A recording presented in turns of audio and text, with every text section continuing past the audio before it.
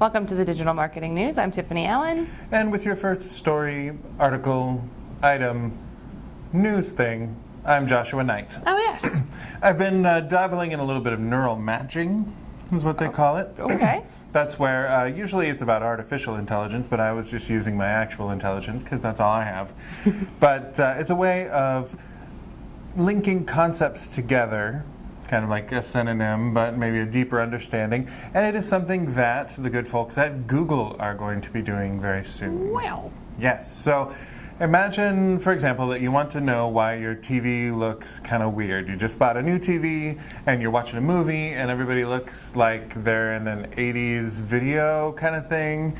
So you go Google, why does my TV look so weird? Now that's a query that on the surface doesn't really mean anything. Right. But there is a thing called the soap opera effect, which explains why the TV looks weird. And Google can link those two concepts and serve up pages that are related to the soap opera effect through the power of artificial intelligence. So that's super neat. That means as marketers, we are able to even more closely speak to people, because as the bots get smarter, having to go through that layer of abstraction for robots is not going to have to happen anymore. Right. So I'm super excited about that. Chuffed. I'm enjoying it. I think it's neat. I'm sorry, I'm still matching. Well, Josh, I have other Google news. Oh my. I know, they're doing so many items. So great news for analytics and data visualization enthusiasts. Yep. So Google recently announced that Data Studio, their kind of data visualization tool, is now out of beta and generally available, which is awesome. So for those of you who don't know, or those of you who are just like, does Tiffani know this? You can tie together any sort of data really in Data Studio. It's part of the Google Marketing Cloud platform. It allows you to easily access data from Google Analytics, Google Ads, Display Video 360, Search Ads 360, YouTube Analytics, a whole bunch of other stuff, Google Sheets included, so if you have to do some manual importing of data, you can certainly do that.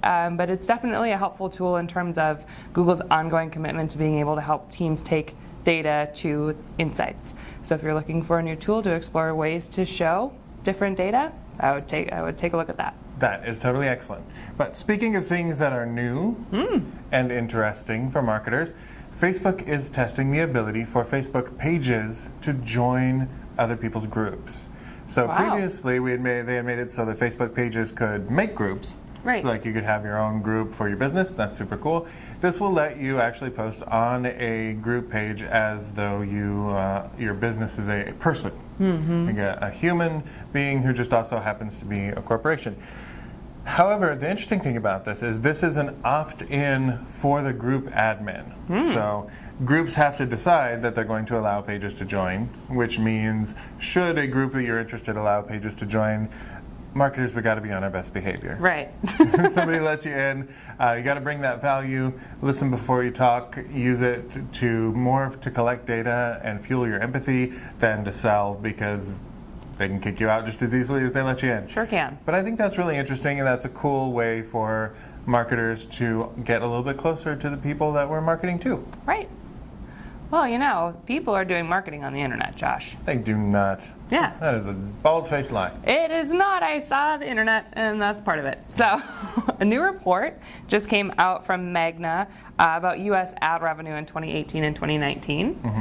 And what is exciting is that for the first time, according to this report, digital ad spend has surpassed other forms of ad spend. My goodness. Yeah, so it'll grow by about 6.9% this year to reach $207 billion, which is a new all-time high. It's surpassing 51.5% of all spends in 2018. So things are looking really good for digital spend. A couple other things of note is that digital advertising on mobile devices accounts for roughly 2/3 of all digital spending. So again, what do we always say? Mobile is important, do mobile first. Right. Mobile marketing is just marketing, that kind of thing. Right. Do the phone stuff too with the internets. Magna also says that mobile now exceeds TV and is twice desktop ad revenue. Right. That is amazing. And none of those numbers are likely to go down. So it's kind of like when we hit that watershed moment where over half of all traffic was on mobile versus desktop.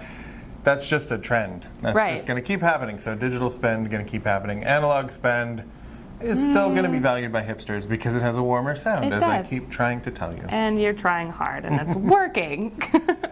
Speaking of a warm sound, we get to talk about one of my favorite business names now. Bizible has a new Stiz 8 of Bizible Marketing report that they brought out today. And they talked to 400 B2B marketers and got some interesting results, some things that maybe marketers should keep an eye on. For example, 53% of marketers say that their marketing is perceived as a cost center rather than a revenue center, which marketing should really not be costing money if we're doing it right. 44% said they are not sure what their current average ROI is. So that is nearly half of all marketers saying, yeah. Well, it's part of measurement too, right? So like 75% of those who are measuring ROI, for example, are reporting positive returns, which is interesting. 29% say their return is more than 2 times their investment, which, you know, if you give $1, you get $2 back. Maybe you give some more dollars, see what happens. Sounds good to me. And 15% of marketers are using ROI as their primary metric, up 10% from last year. So, I mean, that is good news that the people who are measuring ROI are seeing it. Right. And I'm guessing that the people who are measuring ROI are the ones who are not seen as a cost center, that is a revenue center. So it's interesting. I mean, the 2 hardest things that these marketers said to measure ROI for are content marketing and social media marketing. And I get that those are tricky, but they're not impossible. Right. And we have to. We got to get beyond that last click attribution. We need to get a better understanding of the customer journey and what the value of each piece of that journey is. So we have the data to do this. We just need the will. Right. Where there's a will, there's a whiz-a. I was going to say where there's a will, there's a Wheaton, but I'm a nerd. Fair enough. Verified fact. That's all the news that we have for you this week. We'll be back next week with more digital marketing news. If you need more in the meantime, you can follow me on Twitter at Tiffani_Allen or TopRank at TopRank. Yep, and you can find me on Twitter at Nite, that's NITEWRITES. And please do subscribe to our channel and ding that notification bell so you'll make sure to see all of the cool content we're putting out. We'll see you next week. Thanks for tuning in. Bye.